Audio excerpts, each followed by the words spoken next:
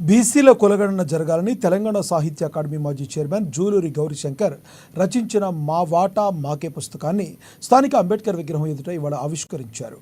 ప్రముఖ కవి రచయిత డాక్టర్ దామోదర్ రాములు, కంటి వైద్యులు డాక్టర్ కృష్ణరాజు, బీసీల ఐక్యవేదిక రాష్ట్ర ప్రధాన కార్యదర్శి సాయన్న మాట్లాడుతూ కేంద్ర రాష్ట్ర ప్రభుత్వాలు బీసీల కులగణనకు వెనకాడుతున్నాయని తెలిపారు.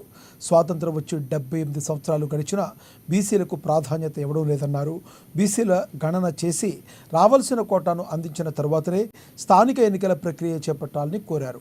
బహుజనులంతా ఏకం కావాలని, తమ వాటా కోసం అందరూ ఏకతాటిపైకి రావాలని పిలుపునిచ్చారు.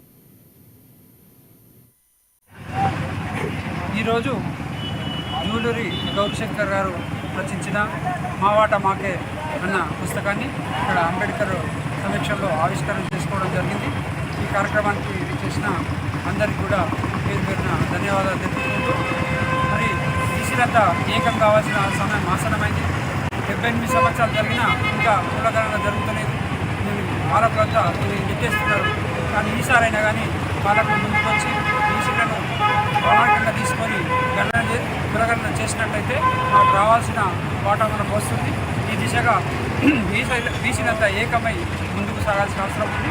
ప్రతి ఒక్కరు ఈ పుస్తకాన్ని చదివి చైతన్యవంతులు కావాలని మనసు చేసి ఈ అవకాశం ఇచ్చినందుకు ధన్యవాదాలు.